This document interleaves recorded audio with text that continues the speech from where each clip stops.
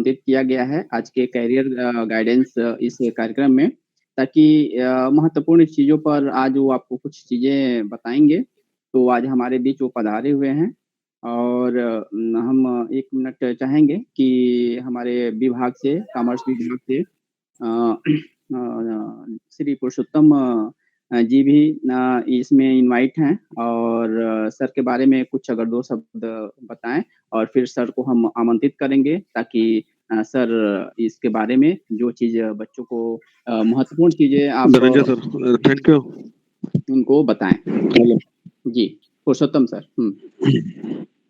Hello. जी, जी। हाँ, आवाज़ आ रही है सर। हेलो, आवाज़ आ रही मेरी? हाँ, आवाज़ आ रही। जी, आवाज़ आ आपका रही है। हार्दिक धन्यवाद करता हूँ जो आपने इसमें शिरकत करी। Doctor Rajesh Kumar ji, department of adult and continue education के हेड है और ग्रेट पर्सनैलिटी है। ठीक है सर, अब मैं सर को बोलूंगा कुछ बताएंगे सर उसके बारे में। Thank you sir, thank you so much. Thank you Purushottam ji. Hello. Hello. जी सर, जी। आवाज़ आ रही है सर। आ रही आवाज़ आ है। रही। Thank you Purushottam ji. Hello. Thank you Dhananjay ji. Thank you sir. और हाँ, मेरे यहाँ पे बाकी नेटवर्क प्रॉब्लम है एक्चुअली, मैंने थोड़ा सा हैंग करा। जो भी हमारे बाकी शिक्षकगण हैं कॉलेज ऑफ अंबेडकर स्टडीज का, उनका हमारी तरफ से बहुत बहुत धन्यवाद कि आपने आज कार्यक्रम का आयोजन किया। बी.आर. अंबेडकर कॉलेज मेरे लिए कोई नया नहीं है। मैं 10वीं 20वीं 25वीं बार किसी न किसी कार्य से डॉक्टर बी.आर. अंबेडकर कॉलेज मैं जाता रहा हूँ। फ्लाइंग टीम में, ऑब्जर्वर में, और कई कैपेसिटी बिल्डिंग प्रोग्राम हमने वहाँ स्टार्ट किए थे। जो हम लोगों ने पीछे कई टीचर जो अभी बाहर भी हैं किसी रूप में, कहीं वाइस चांसलर हैं, कुछ है, उनके साथ हमने उस कॉलेज में किया। और सोशल वर्क में कई बार, एक बार नहीं, लगातार मैं उस कॉलेज में आता रहा और फॉर्मल वे में कई विषय पे मैं बोलता रहा। तो मेरे लिए ये बी.आर. अंबेडकर कॉलेज कोई नया नहीं है। और बच्चे जो आज 3rd ईयर के बीए प्रोग्राम के 1st ईयर के जो भी जुड़े हैं, उनको आज के समय में जुड़ने के लिए बहुत बहुत धन्यवाद कि आज इस पेंडेमिक फेज में, जबकि आपका सेशन हो रहा है, सेशन हो भी गया है, तो आपके रेगुलर टीचर्स भी जुड़े हैं और कुछ ऑनलाइन के माध्यम से आप अलग अलग सेशंस को जुड़े हैं। तो आज जो हम आपके साथ बातचीत करेंगे, उस बातचीत में जो महत्वपूर्ण चीज होगा कि मैं बताऊं कि हमारा जो विभाग है department of adult continuing education extension, वो 11वीं पंचवर्षीय योजना में विश्वविद्यालय अनुदान आयोग के द्वारा department of life long learning and extension हो गया। क्योंकि हमारे दिल्ली विश्वविद्यालय में ये इसी रूप में है, department of adult continuing education, क्योंकि यहाँ पर एक इंस्टीट्यूट उसी समय बन गया, तो institute of life long learning रहने के कारण हम department of adult continuing education के रूप में रहे। और हमारा जो विभाग है, एमए, एमफिल और पीएचडी का जो कार्यक्रम है, वो लाइफ लॉन्ग लर्निंग और एक्सटेंशन में इंटरनेशनल पैटर्न पे देता है। और ये हमारा जो MA in life long learning and extension का कार्यक्रम है, जिसके विषय में मैं बताना चाहूंगा कि हम वो देते हैं। इसके अलावा हम कई short term add on courses भी हम देते हैं, जैसे कि काउंसलिंग एंड गाइडेंस का, ट्रेवल एंड टूरिज्म का, और इंग्लिश लैंग्वेज प्रोफिशिएंसी कोर्स, जिसको शॉर्ट में आप ईएलपीसी भी कहते हैं। इसके अलावा हम कई और कोर्सेज जैसे रिसर्च, प्रोजेक्ट फॉर्मुलेशन और इवेल्युएशन, इस तरह के भी कोर्सेज को हम शुरुआत कर रहे हैं, जिससे कि जिस जिस एरिया में भी बच्चों की रिक्वायरमेंट हो, वो हम पूरा कर पाए। इसके अलावा हमारा जो विभाग है, वो काउंसलिंग एंड गाइडेंस में कोर्स भी करता है। हम 1995 से certificate course in counselling and guidance भी करते हैं, जिसमें कि तरह तरह से कॉलेज के स्टूडेंट, साइकोलॉजी के, सोशल वर्क के, बीए प्रोग्राम के, इंटरडिसिप्लिनरी प्रोग्राम के लिए जुड़ते हैं। तो आज जब हम न्यू एजुकेशन पॉलिसी 2020 के फेज में है। कोरोना की वजह से थोड़ा सा स्लो हो गया है। वो इम्प्लीमेंटेशन का प्रोसेस पूरे देश में स्टार्ट हो गया है। न्यू एजुकेशन पॉलिसी 2020 का सस्टेनेबल सोशल डेवलपमेंट 2030 जो पूरा इंटरनेशनल लेवल पर यूनाइटेड नेशंस के गोल हैं। ऐसी स्थिति में हमारा जो लर्निंग है वो लर्निंग के एक नए पैराडाइम की बात हम करते हैं। यानी जब हम लर्निंग की बात करते हैं तो हमारा लर्निंग का मतलब सिर्फ सर्टिफिकेट, डिग्री, डिप्लोमा का नहीं होता। हमारा लर्निंग का पर्पस नॉलेज तो होता ही है कि हम नॉलेज गेन करते हैं। नॉलेज के अलावा स्किल्स और कॉम्पिटेंसी, और स्किल और कॉम्पिटेंसी की जब हम बात करते हैं, एम्प्लॉयबिलिटी के हम जब बात करते हैं तो हम लाइफ लॉन्ग लर्निंग की बात करते हैं कि life long learning throughout our life span period. मान लीजिए कि आज के कोरोना के फेज में ऑनलाइन है, जो भी टीचिंग है, जो भी लर्निंग है, आज ऑफिसेज भी नहीं खुल सकते या कम खुलते हैं, कॉलेजेज में, विभाग में ऑनलाइन काम होना है, ऑनलाइन एडमिशन हो रहा है और ऑनलाइन रिसर्चेज के काम हो रहे हैं। यानी टेक्नोलॉजिकल लर्निंग, डिजिटल लर्निंग, हम किसी भी एज ग्रुप में हो हमको वो चीज सीखना पड़ता है। यानी हम किसी भी स्टेज में स्किल और कॉम्पिटेंसी को जोड़ना पड़ता है। ये हम सॉफ्ट स्किल्स की बात करते हैं। जब हम एम्प्लॉयमेंट के लिए जाते हैं, अभी भारत सरकार के मिनिस्ट्री ऑफ सोशल जस्टिस में मैं करीब कंसल्टेंट के सिलेक्शन के लिए था, जहां तकरीबन 10 कंसल्टेंट का सिलेक्शन होना था और 60,000 उनकी पेमेंट थी ईयर टू ईयर बेसिस पे।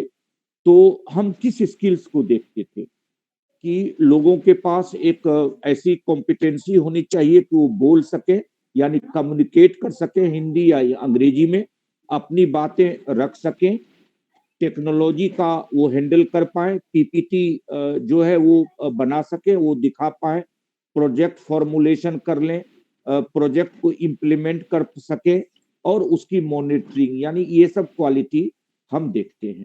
तो जब हम एक नई चीजों को जोड़ते हैं, जैसे फॉर एग्जांपल जो हमारे फाइनल ईयर के स्टूडेंट हैं उनको मैं बताना चाहूंगा कि हम master in life long learning and extension 2013 से दे रहे हैं, जिसका मैं एक फाउंडर मेंबर रहा हूं, फाउंडर हेड ऑफ डिपार्टमेंट रहा हूं, MA in life long learning and extension.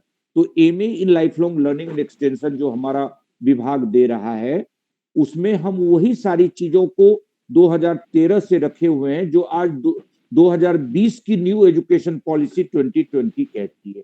यानी क्या? मल्टी डिसिप्लिनरिटी और इंटरडिसिप्लिनरिटी।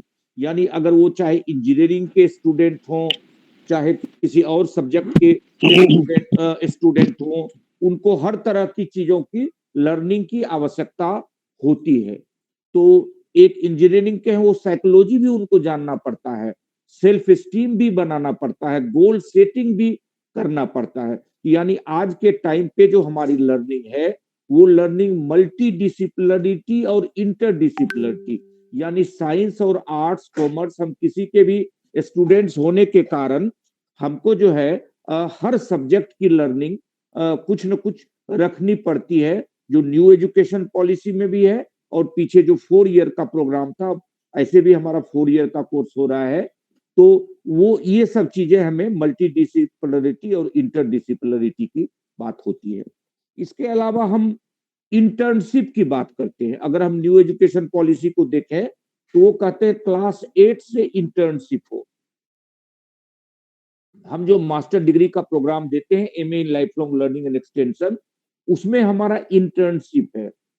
यानी प्रोफेशनल ऑर्गेनाइजेशंस में, डिफरेंट जो गवर्नमेंट ऑर्गेनाइजेशंस हैं, यूनाइटेड नेशंस की एजेंसीज हैं, उसमें हम उनका पेड और अनपेड इंटर्नशिप कराते हैं। इंटर्नशिप का मतलब हुआ हैंड्स ऑन एक्सपीरियंस, जहां बच्चे क्लास टीचर्स के साथ लर्निंग करते हैं, उसके अलावा प्रैक्टिकली जा करके, ऑनलाइन और ऑफलाइन जा करके वहां पर लर्न करते हैं। यानी इंटर्नशिप अगर आप प्रोफेशनल ऑर्गेनाइजेशंस में देखें मेडिकल, इंजीनियरिंग या और भी कोई professional organisation, without internship, without training आपका लर्निंग कंप्लीट नहीं होता। आपके लर्निंग के लिए इंटर्नशिप एक इम्पोर्टेंट फैक्टर होता है। तो हम इंटर्नशिप की बात करते हैं। हम काजल इंटरनेशनलाइजेशन, प्लीज म्यूट कर लें अपने को, काजल म्यूट कर लें। या तो एक जाएगी या मैं जाऊंगा, 4 बन जा सकते हैं, पापा में धोने ही है ना।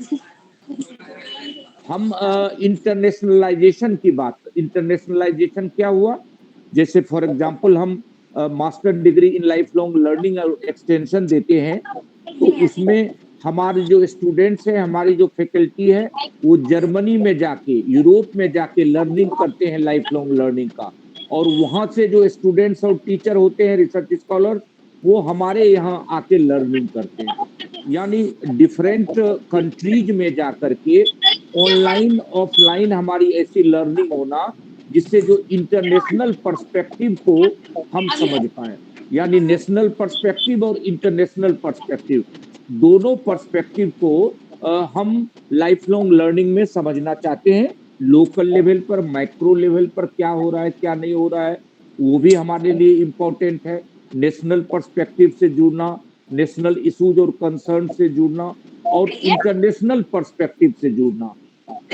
आप देख रहे होंगे कि कोविड के फेज में कैसे, अगर हमें जिस चीज की रिक्वायरमेंट है, चाहे ऑक्सीजन हो या और कोई मेडिसिन हो, तो नेशनल इंटरनेशनल लेवल पर हर जगह से उसकी को लाया जा रहा है, उसकी मोबिलिटी हो रही है। उसी तरह से हम लोगों की मोबिलिटी इंटरनेशनल लेवल पर हम इस कोर्स के माध्यम से करते हैं। इसके अलावा यूज ऑफ टेक्नोलॉजी, हम टेक्नोलॉजी की बात करते हैं। बिना टेक्नोलॉजी की हम लर्निंग नहीं कर सकते। हमने ऑलरेडी कहा कि हमारी डिजिटल लर्निंग, हमारे सॉफ्ट स्किल, हमारे कम्युनिकेशन स्किल्स, हमें काजल प्लीज काजल मेरी आवाज आ रही है? आप म्यूट कीजिए अपने को। सर आप ही म्यूट कर दो, आपके पास ऑप्शन होगा सर। पूरे मुंह पे नाक ही है, भाई कितनी बड़ी नाक देखी, नाक बड़ी है, छोटी-छोटी, इसकी भी बड़ी है। कृपया आप सभी म्यूट कर लो, आप अपने को म्यूट कर लो। बड़ी अच्छी लगती है हमारी शाइन। अगर जरूरत हो तो 1 बाय 1 करके सवाल पूछेंगे। अभी सभी अपने आप को म्यूट कर लें।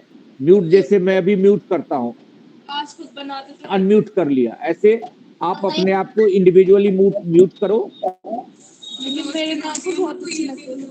या तो हम यूज ऑफ मीडिया और टेक्नोलॉजी की बात करते हैं, डिजिटल लर्निंग की बात करते हैं कि हमने डिजिटल लर्निंग भी सीखा। यानी internship, internationalisation, use of media और रिसर्च। हम चाहे ग्रेजुएशन लेवल पर हो, फर्स्ट ईयर में हो, फाइनल ईयर में हो, किसी न किसी रूप में हम रिसर्च करते रहते हैं। एक सैंपल के ऊपर, 2 सैंपल के ऊपर, जैसे कि अभी कोविड फेज है, किसी न किसी तरह की हमारे पास रिसर्च और उसकी फाइंडिंग्स आती रहती है। तो जो हमारा रिसर्च है, प्रोजेक्ट फॉर्मुलेशन है, इवैल्यूएशन है, ये भी एक लर्निंग का एक इम्पोर्टेंट हिस्सा है। आप देखे होंगे कि न्यू एजुकेशन पॉलिसी में जो हमारे पास 4 ईयर का कोर्स आ रहा है, उसमें भी जो फाइनल ईयर है, उसमें बच्चे रिसर्च की क्वालिटीज, रिसर्च मेथोडोलॉजी की क्वालिटीज, इसके अलावा प्रोजेक्ट फॉर्मुलेशन, इवैल्यूएशन, ये सारी जो क्वालिटी है, थ्योरी में और प्रैक्टिस में इसको सीखने की कोशिश करेंगे। यानी आज जब हम लर्निंग करते हैं, जिसको हम MA in life long learning के कंटेस्ट में भी कर रहे हैं और न्यू एजुकेशन पॉलिसी में भी कर रहे हैं, कि हम अपने आप को तैयार करते हैं उसके लिए जो हमारा फ्यूचर में गोल होता है। और फ्यूचर में गोल चाहे हम टीचिंग में जाने का हो, चाहे रिसर्च में जाने का हो, चाहे प्रोफेशनल ऑर्गेनाइजेशन में जाने का हो, चाहे नेशनल इंटरनेशनल पर्सपेक्टिव पे हमें काम करने का हो, चाहे हमें ब्यूरोक्रेसी में जाने का हो, हर लेवल पर हमें जो है जिस चीज की आवश्यकता होती है, जो एजुकेशन का ऑब्जेक्टिव होता है कि पहला चीज हमारा नॉलेज, हमें सर्टिफिकेट, डिग्री, डिप्लोमा इंपॉर्टेंट नहीं है, हमारे लिए इंपॉर्टेंट है नॉलेज। नॉलेज हम कितना गेन, आज हम सेशन के लिए जुड़े हैं, सर्टिफिकेट, डिग्री, डिप्लोमा हमारा पर्पस नहीं है। हमारा पर्पस है नॉलेज गेन करना, इंटरेक्शन करना, पार्टिसिपेशन करना, डायलॉग करना, जिससे कि हम हमारी एक कंप्लीट लर्निंग हो पाए। और लर्निंग के साथ साथ जो हमारा ऑब्जेक्टिव है वो है कि चाहे हम किसी स्टेज में हो, किसी एज के हो, किसी सोशियो इकोनॉमिक बैकग्राउंड के हो, रूरल हो, अर्बन हो, किसी भी जेंडर के हो, हमारे लिए आवश्यकता है कि हम अपनी स्किल और कॉम्पिटेंसी को हर स्टेज में, जैसे अगर आप अभी लर्निंग करें तो ये कहा जाता है कि हमारा जो नॉलेज है वो नॉलेज बहुत जल्दी जल्दी डबल हो जाता है। यानी पहले 20 साल में होता था, 11 साल में, यानी फटाफट जो आवर्स में नॉलेज बदलता रहता है। क्यों?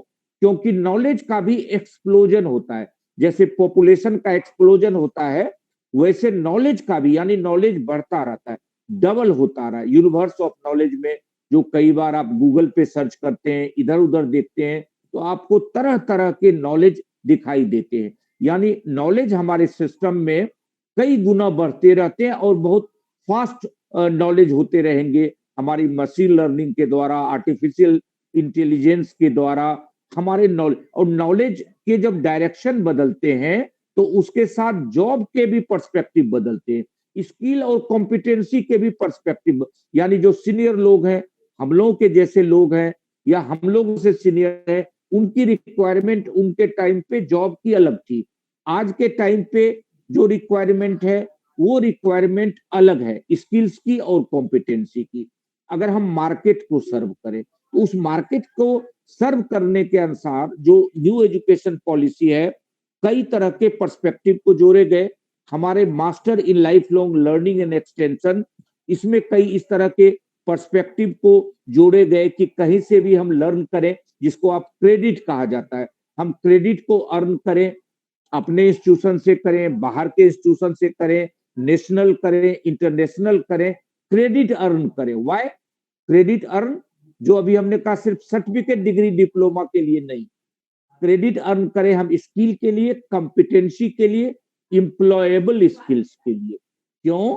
क्योंकि in the today's world it is not very important to say कि हमारे पास सर्टिफिकेट है, डिग्री है, डिप्लोमा है। आवश्यकता किस चीज की है? हमारे पास एम्प्लॉयर क्या ढूंढते हैं?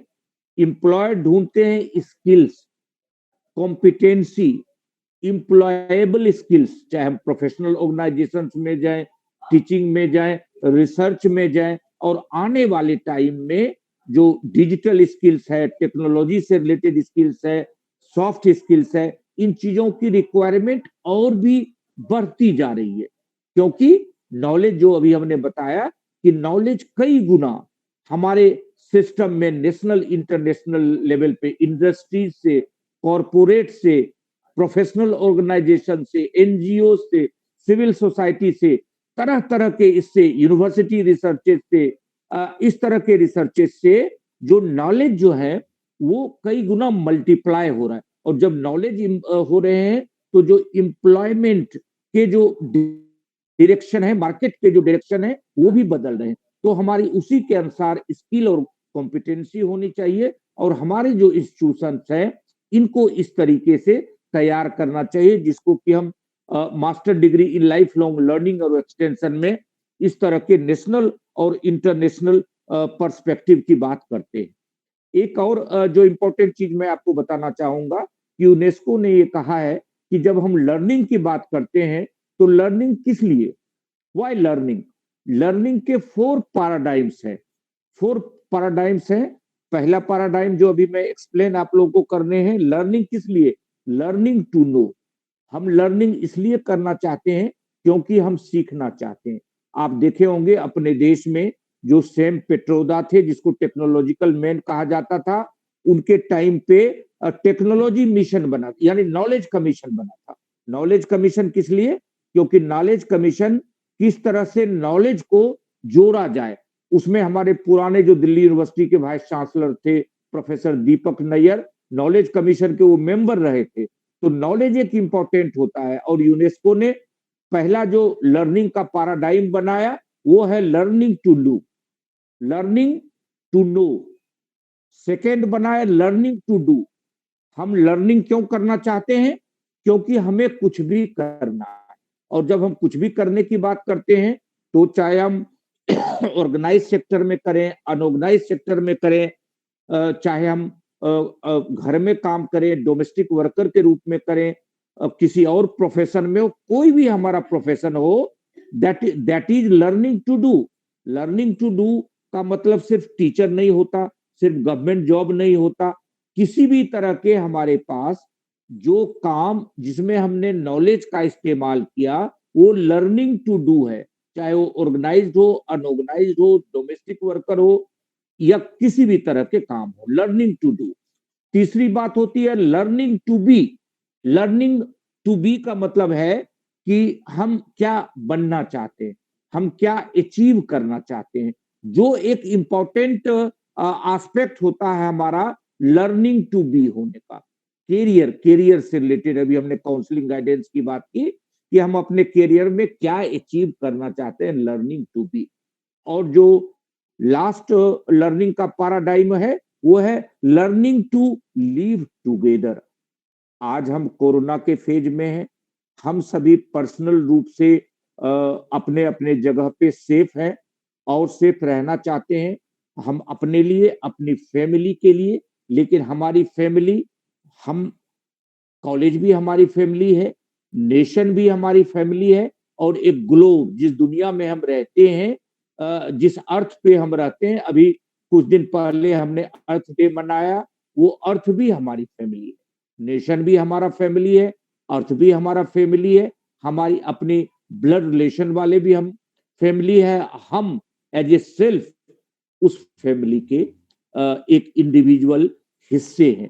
तो यानी लर्निंग टू लिव टुगेदर यानी कि हम अपनी सेल्फ स्टीम को बना के हम social, economic, caste, gender, region, rural, urban, इन सभी चीजों से हटकर हम कैसे आपस में एज ए ह्यूमन बीइंग के रूप में एक दूसरे के साथ रहना सीखें, जीना सीखें। That is learning to live together, जो एजुकेशन का सबसे इंपॉर्टेंट मोटो है। यानी learning to know, learning to do, learning to be and learning to live together in this earth, on this earth, is a very very important paradigm of our education, जिसको हम education में कहना चाहते हैं। जब हम लाइफ लॉन्ग लर्निंग पर्सपेक्टिव की बात करते हैं तो हम किसी तरह से भी हम लर्न कर सकते हैं, फॉर्मल एजुकेशन के माध्यम से, नॉन फॉर्मल एजुकेशन के माध्यम से, इनफॉर्मल एजुकेशन के माध्यम से। हमने आपके कॉलेज में भी देखा है कि कम्युनिटी लैब की तरह से स्टिचिंग का, कटिंग का, टेलरिंग का, सोशल वर्क के द्वारा जहां आसपास की कम्युनिटी से लोग आते थे, और वहां पर मैं कई बार डॉक्टर बीपी सिंह और बाकी टीचर को देखता था कि उनके साथ जुड़े होते थे और उनको वो सिखाते थे।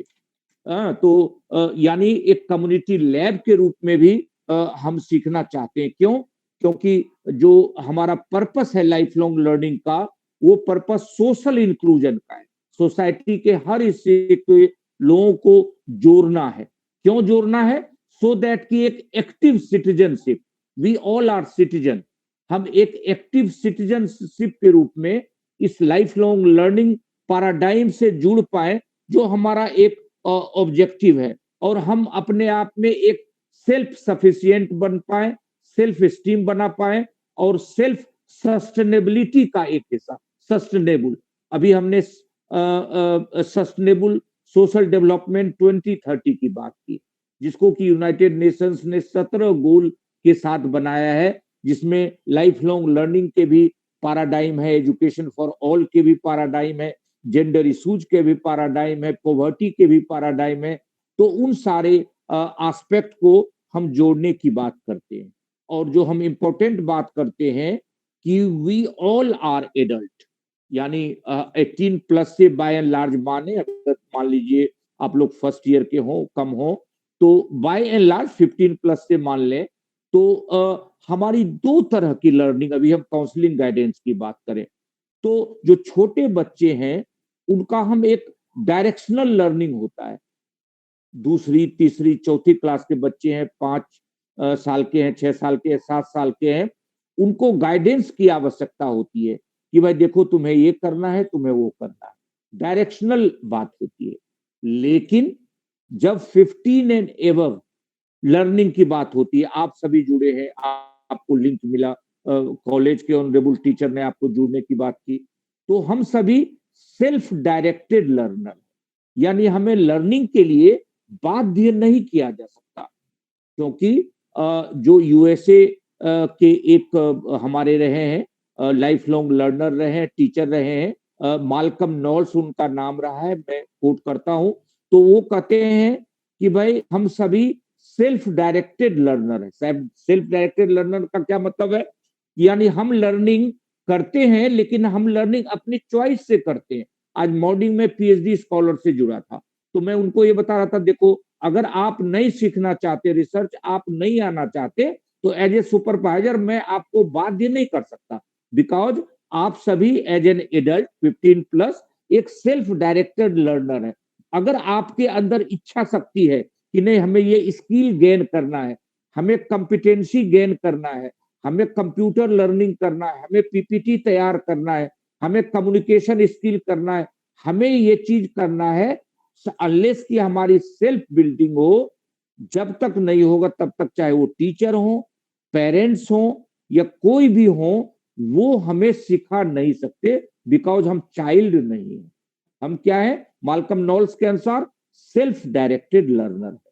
तो जो हमारा MA in life long learning के कोर्स है, जो आपके बीए फाइनल ईयर के स्टूडेंट हैं, जो इस कोर्स से जुड़ना चाहेंगे, जिनकी ऑनलाइन की मान लीजिए आप फॉर्म बाकी पोस्ट ग्रेजुएशन के साथ भर सकते हैं, ये सारी चीजों को हम इंटरनल टीचर के माध्यम से, एक्सटर्नल टीचर के माध्यम से ये चीज हम सिखाना चाहते हैं कि कैसे एक सेल्फ डायरेक्टेड लर्नर बने, कैसे आप रिसर्च फॉर्मुलेशन करें, कैसे आप प्रोजेक्ट फॉर्मुलेशन करें, और कैसे आप सोशल इंक्लूजन का, एक्टिव सिटीजनशिप का, सेल्फ सफिशिएंसी का, ये सारे एस्पेक्ट को आप जोड़ पाए अपने करियर के पैराडाइम में। तो ये एक इम्पोर्टेंट पहलू के रूप में होता है लाइफ लॉन्ग लर्निंग का, जो न्यू एजुकेशन पॉलिसी ने भी इन चीजों को जोड़ा है कि कैसे हम जो नॉलेज लेते हैं, एजुकेशन का 3 पर्पस है। एजुकेशन का पहला पर्पस तो हम लोगों ने बता दिया कि हम नॉलेज के लिए है, नॉलेज हम गेन करना चाहते हैं। जो एक एडल्ट लर्नर है या इलिटरेट है, वो क्या स्किल गेन करता है? वो स्किल करता है लिटरेसी का, अवेयरनेस का और फंक्शनलिटी। फंक्शनलिटी का क्या? एक फार्मर है, वो इलिटरेट होते हुए भी फंक्शनल है, वो फार्मिंग कर रहा है, एक हाउसवाइफ है, अगर वो इलिटरेट है तो भी वो फंक्शनल है, क्योंकि वो काम कर रही है। तो जो एक लिटरेसी का कंपोनेंट है, वो कंपोनेंट पहला एजुकेशन का पर्पस है। दूसरा पर्पस है हमारा अवेयरनेस का, यानी हम अवेयर हैं। अवेयर किसके विषय में? सबसे पहले सेल्फ और ग्लोब। अभी हमने अर्थ की बात की, अभी हमने कहा कि अभी हमने अर्थ डे सेलिब्रेट किया, तो awareness is a very very important component. वो तीसरी चीज है कि जो हमने नॉलेज गेन किया, जो हमें अवेयरनेस किया, वो एम्प्लॉयबिलिटी से जोड़ा। जो कई बार हमें कहते हैं कि sir you have a course MA in life long learning and extension, उसकी क्या एम्प्लॉयबिलिटी है? तो हमने कहा कि भाई employability in a changing paradigm, जब हम उसको बात करते हैं तो हम उसमें टीचिंग के रूप में काम कर सकते हैं, एमफिल पीएचडी रिसर्चर्स के रूप में कर सकते हैं, नेशनल इंटरनेशनल प्रोफेशनल ऑर्गेनाइजेशन में जा सकते हैं, एनजीओ में, सिविल सोसाइटी ऑर्गेनाइजेशंस में काम कर सकते हैं, एंटरप्रेन्योर के रूप में हम अपना एंटरप्रेन्योर, कई ऐसे हैं जिन्होंने अपनी संस्थाएं बनाई, 40, 50, 100 लोग उनके साथ काम करते हैं, एंटरप्रेन्योर बन सकते हैं। कोई न कोई नया चीज आप इनोवेट अपने लिए कर सकते हैं। इस तरह का डाइवर्स लर्निंग एक जो हमने सेल्फ डायरेक्टेड लर्निंग की बात की, सेल्फ डायरेक्टेड लर्निंग के लिए हम इतना अवेयर होते हैं, जिसमें हम अपनी लर्निंग को खुद ही सेलेक्ट करते हैं। जैसे अगर आप प्रोफेशनल ऑर्गेनाइजेशन में जाएं, टेक्निकल ऑर्गेनाइजेशन में जाएं, तो आपको कहा जाएगा कि सेलेक्ट योर ओन पेपर्स। आप अपने सब्जेक्ट को आप खुद ही सेलेक्ट करें। ओपन इलेक्टिव पेपर होता है, जिसमें कि आप खुद ही स्किल ओरिएंटेड पेपर्स होते हैं कि आप खुद सेलेक्ट करते हैं कि हमें ये पेपर पढ़ना है, हमें ये नॉलेज लेना है, हमें ये क्रेडिट लेना है। क्यों? क्योंकि वो इसकी स्किल और कॉम्पिटेंसी होती है। और दूसरा चीज है, आज ऐसा समय है आपके फेज के लिए कि लर्निंग एक बार लेने के लिए, एम्प्लॉयमेंट एक बार लेने से काम नहीं होगा। कंटिन्यूअस लर्नर हम क्या है? लाइफ लॉन्ग लर्नर है, हम कंटिन्यूअस लर्नर हैं, यानी हम लर्निंग भी करते हैं, रीलर्निंग भी करते हैं और अनलर्निंग भी करते हैं। यानी लर्निंग जो यूनेस्को ने कहा कि सबसे पहले हम लर्निंग करते हैं, और अगर उस लर्निंग में कोई चीज पुरानी हो गई, ऑब्सोलीट हो गई, तो उसको हम अनलर्न करते हैं, यानी जो सीखा है उसको हम भूल जाते हैं। फिर क्या करते हैं? हम नई चीज को लर्न करते हैं, यानी लर्निंग, अनलर्निंग, रीलर्निंग, जिससे, और we are a continuous learner, we are a life long learner. एक टीचर है, एक आज के कोविड के फेज में बताओ हमारे ऑफिस में है जो 50 इयर्स के एम्प्लॉय नॉन टीचिंग 50 प्लस के हैं। अब मैंने उनको फोन किया कि भाई ऑनलाइन काम करना है, आपको तनख्वाह आना है, तो बोले सर मुझे तो कंप्यूटर से रिलेटेड कोई काम नहीं होता, तो मैं ऑनलाइन क्या काम करूंगा। तो हमने उनको कहा नहीं, आपको सीखना होगा, आपको ट्रेनिंग लेनी होगी। आप खाली ये कहने से काम नहीं हुआ कि मैं 50 प्लस का हो गया, अब लर्निंग नहीं हो सकती। हम सब ने, चाहे वो टीचर हो, चाहे प्रिंसिपल हो, चाहे हेड ऑफ डिपार्टमेंट हो, हम सबों को नई नई लर्निंग, नई नई स्किल्स को सीखना पड़ता है, जिससे कि हम उस मार्केट में उसके अनुसार हम आपको सस्टेन कर पाए। विशेषकर आपके जैसे जो यंग पॉपुलेशन है, उस पॉपुलेशन को और ज्यादा एक लाइफ लॉन्ग लर्नर होना पड़ता है, एक मल्टी सेंट्रिक लर्निंग करनी पड़ती है, जिससे कि आपको बहुआयामी लर्निंग, जो different learning, market friendly learning, business friendly learning, industry friendly learning, corporate friendly learning, इस तरह की लर्निंग से आपको जुड़ना पड़ता है, जिससे कि आप कंटिन्यूअस लर्नर के रूप में हो पाए। और आपके पास चॉइस क्या होता है कि मल्टीपल चॉइस है, और उस चॉइस के माध्यम से आप क्रेडिट अर्न कर सकते हैं। यानी न्यू एजुकेशन पॉलिसी और हमारी जो master degree in life long learning and extension है, वो भी इस तरह की अपॉर्चुनिटी को प्रोवाइड करती है, जो नेशनल ग्लोबल रूप से काउंसलिंग गाइडेंस का, रिसर्च का, इंटरडिसिप्लिनरी लर्निंग का, टेक्नोलॉजिकल लर्निंग का सारा जो पर्सपेक्टिव है, वो सारा पर्सपेक्टिव जोड़ने का प्रयास करता है, जिससे कि हमारी लर्निंग कंटिन्यूअस रहे, कंप्रिहेंसिव रहे, हम नए स्किल को, नए नॉलेज को एम्प्लॉयबिलिटी के लिए, मार्केट फ्रेंडली के लिए बना पाए। तो मैं कंटिन्यूअसली कह सकता हूं, बोल सकता हूं, लेकिन मेरी ये कोशिश है कि चूंकि आप फर्स्ट ईयर, थर्ड ईयर सभी बच्चे आप जुड़े हैं, आप अलग अलग उसके हैं, बीए प्रोग्राम के हो सकते हैं, कॉमर्स के हो सकते हैं, तो आपकी अलग अलग नीड हो सकती है कि कुछ हम ये जाने या ये अपनी बात बताएं। तो मैं ये चाहता हूं कि कंटिन्यूअसली कुछ हम पार्टिसिपेशन और डायलॉग भी करें, कि अगर कुछ आप जानना, सोचना चाह रहे हैं, समझना चाह रहे हैं, कुछ डिस्कस करना चाहते हैं, तो कुछ उसके लिए मैं स्पेस प्रोवाइड करना चाहता हूं। कंटिन्यूअसली वन वे नहीं बताना चाहता। मैं अपनी ये बात कह के आपको प्लेटफॉर्म ओपन करता हूं, जिससे कि अगर आप कुछ कहना चाहते हैं, डायलॉग करना चाहते हैं, तो वो कर सकते हैं। या थैंक यू। बिल्कुल, श्योर सर। कोई अगर किसी बच्चे को कोई सवाल पूछना है तो सर से प्लीज पूछे।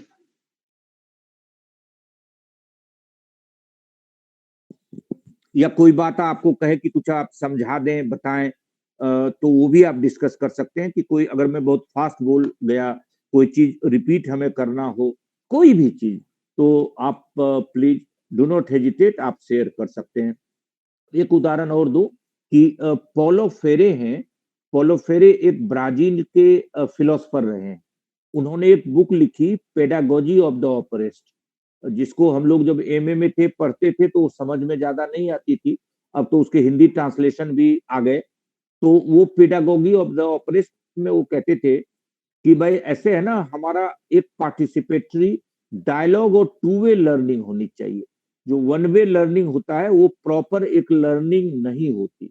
तो उसके लिए उन्होंने बताया कि जो लर्नर्स हैं वो कल्चर ऑफ साइलेंस में नहीं होना चाहिए, जिससे कि वो कुछ कहे नहीं और एक तरफ से टीचर अपनी बात कहते रहे। तो हम लोग कल्चर ऑफ साइलेंस में लर्निंग नहीं करके पॉलो फेरे के अनुसार एक डायलॉग, एक इंटरेक्शन के माध्यम से हम लोग एक दूसरे से लर्निंग कर पाए। या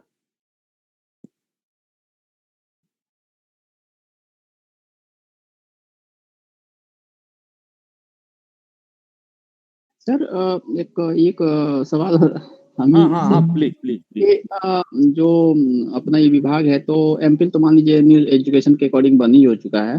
तो इसमें सर टीचिंग प्रोफेसर में नेट और जेआरएफ के क्या कोई स्कोप है क्या? ऐसा है कि हमारे सब्जेक्ट में भी नेट जेआरएफ होता है, बहुत से नेट जेआरएफ के लोग हैं। अगर आप नेट जेआरएफ देखेंगे तो सबसे पहला एडल्ट कंटिन्यूइंग एजुकेशन एक्सटेंशन का मिलेगा। तकरीबन 100 यूनिवर्सिटीज या उससे कुछ कम में हमारा डिपार्टमेंट है। कुछ जगह कॉलेजेज में भी प्रोवाइड किया जाता है और कुछ प्रोफेशनल ऑर्गेनाइजेशंस के रूप में जो अभी हमने गेस्ट फैकल्टी और बाकी जगह भी लोगों को रखा था, वो कई हमारे आईआईटी में मल्टी डिसिप्लिनरी पढ़ा रहे हैं, कोई मिनिस्ट्री ऑफ एजुकेशन में है, कोई एससीईआरटी में है, कोई डाइट में है। कई कई ऐसी संस्थाएं हैं जिसके 100 एम्प्लॉई हैं हम लोग के स्टूडेंट के। तो तरह तरह से अपना ये रहा है। ये कोर्स इनफैक्ट 1977 में ये डिपार्टमेंट बनाया था और वो सोशल वर्क की थी यूजीसी की चेयरपर्सन प्रोफेसर आरमिती देसाई उनका नाम था। और वो बना था कि भाई जैसे कि एजुकेशन होता है तो एजुकेशन में हम रिसर्च करते हैं, टीचिंग करते हैं। जो एक्सटेंशन और कम्युनिटी आउटरीच है, यानी अगर बाय एंड लार्ज देखें तो आप सोशल वर्क से मिलता जुलता होना चाहिए। आपके यहाँ एक सोशल वर्क में टीचर हैं, मैं नाम भूल रहा हूँ, लेडी हैं, उन्होंने हमारे और चड्ढा साहब के साथ पीएचडी किया है। क्या चौधरी नाम है उसका, पता नहीं ध्यान से। ऋचा चौधरी। ऋचा नहीं, एक और है कोई। ऋचा तो है, ऋचा सीनियर है। दीपशिका। हाँ हाँ, दीपिका नहीं, दीपशिका। दीपशिका चौधरी हमारे ही साथ पीएचडी है, हमारे और प्रोफेसर एन के चड्ढा साइकोलॉजी से रिटायर्ड हुए। सॉरी। तो सॉरी, तो ये मल्टी डिसिप्लिनरी के रूप में यूज होता है। या एनी और कोई सवाल?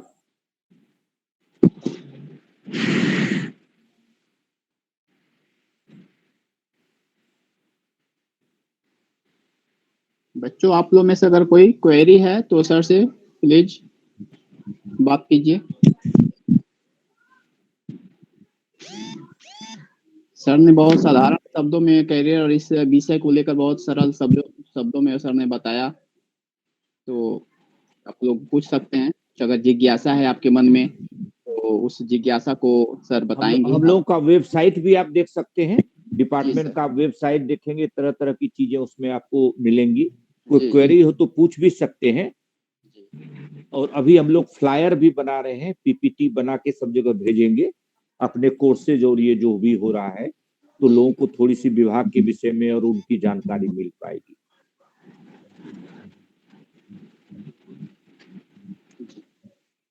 सर फीस स्ट्रक्चर कितना रहेगा? फीस तो वही जो यूनिवर्सिटी का अपना है। मेरे ख्याल में जो यूनिवर्सिटी के जैसे आप MA history, political science, botany, zoology जो आप करें ना, तो बस उतना ही फीस, मतलब मे बी कि उसका 2500, 3000, 4000 जो भी एक टाइम में फर्स्ट टाइम एडमिशन लेते हैं। थोड़ा हमारा चूंकि एनुअल कॉशन मनी होता है, कुछ ज्यादा हो जाता होगा, 4, 4.5 हो जाता हो, 5 होता हो। उसके बाद फिर हमारा सेकेंड फीस कम होता है सेमेस्टर बेसिस। तो जो यूनिवर्सिटी का है वही है, कोई अलग से उसका नहीं है। और इसका टेस्ट भी नेशनल जो टेस्टिंग एजेंसी है वो टेस्ट करती है। मल्टी लेयर के क्वेश्चन, माने कॉमर्स से भी हो सकते हैं, ह्यूमैनिटीज से भी हो सकते हैं, सोशल साइंस से। क्योंकि हमारा जो आपका न्यू एजुकेशन पॉलिसी देखिए, वो पहला कहता है ऑब्जेक्टिव मल्टी डिसिप्लिनरी इंटरडिसिप्लिनरी। हमारा उससे पहले से ही मल्टी डिसिप्लिनरी थी और इंटर। हमारे यहाँ अगर आप देखिएगा तो 2 टीचर सोशल साइंस से हैं, 2 टीचर साइंस से आए हैं, एक इन्वायरमेंट से आए, तो अलग-अलग फील्ड से हमारे यहाँ टीचर्स भी हैं और जिनको हम बुलाते भी हैं गेस्ट फैकल्टी और बाकी, तो मल्टी डिसिप्लिनरी टीचर्स के रूप में होते हैं। तो इस तरह के सवाल भी होते हैं और हमारा इंटरनेशनल एमओयू है जहाँ पर हमारे करीब 43-44 स्टूडेंट स्कॉलर बाहर भी जर्मनी जा चुके हैं, जहाँ 15 दिन के लिए ट्रेनिंग में उनके लोग लगातार आते हैं। तो हमने काफी international MOU memorandum of understanding भी बनाया है, जिससे कि इंटरनेशनल पर्सपेक्टिव की भी लर्निंग हो सके, लोग जान पाए। तो हमारा एक ग्लोबल मैप के रूप में हमारा डिपार्टमेंट यूज होता है। Okay sir. जी सर, अगर कोई क्वेरी नहीं है तो हम सर को हाँ, बाद में भी कर सकते हैं, बाद में भी चाहे तो हम क्लियर करेंगे, बुला सकते हैं, क्योंकि बहुत अच्छा लगा सर, बहुत सरल और शब्दों में सर ने इस विषय को आप सबके सामने समक्ष रखा और बहुत अच्छे तरीके से इस चीज को समझाया।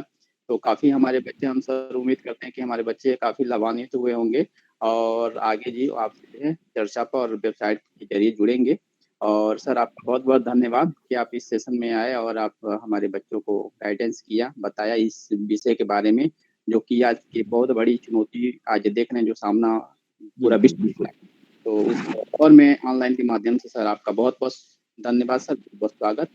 और उत्तम भाई को भी थैंक यू धनंजय जी, पुरुषोत्तम जी, कि आपने प्लेटफॉर्म को दिया बच्चों को। मतलब एक लास्ट मैसेज यही देना चाहते हैं जो घर में भी हम बच्चों को देते हैं और आप लोग को भी ये देना चाहते हैं कि हम 24 आवर्स खाली न्यूज ही न देखें, उसमें भी न हम अपने आप को लर्निंग में या जिस भी एक पॉजिटिव एक्टिविटी में रखें, जिससे हम अपने आप को एक मेंटली साउंड रह पाए। जैसे आप 24 आवर्स आप न्यूज देखें, उसमें जाए, निगेटिविटी में जाए, तो कई बार क्या होता है हम अपने मेंटल हेल्थ को वीक करते हैं। तो हम ठीक है, न्यूज हमें अप टू डेट होना चाहिए, हमें सेफ होना चाहिए, अपने हेल्थ का और अपने फैमिली के हेल्थ का बहुत ध्यान रखना चाहिए, लेकिन उसके आसपास हम अपनी लर्निंग को अपने इंटरेस्ट के अनुसार अपने को सेफ रखते हुए भी रखें, जिससे कि हमारा फिजिकल मेंटल सारी फैकल्टी वो ठीक रहे। और हमारी ये कोशिश है कि आप सभी, हम सभी सेफ रहें और कोरोना से सेफ होके आगे के समय में हम ये कर पाए। Thank you, thanks a lot Dhananjay ji और थैंक यू सर। धन्यवाद sir, thank you so much sir, thank you, bye. एक नई उमंग और नई क्लास में। थैंक यू धनंजय सर, मेरी आपसे एक रिक्वेस्ट है। हेलो, हाँ बोलिए बोलिए सर। सर चले गए? हाँ शायद। चलो, और क्या? चलो ठीक है धनंजय भाई, बात करते हैं फिर आपसे। बच्चों कल फिर से मिलते हैं, आप लीव ले सकते हैं, ठीक है।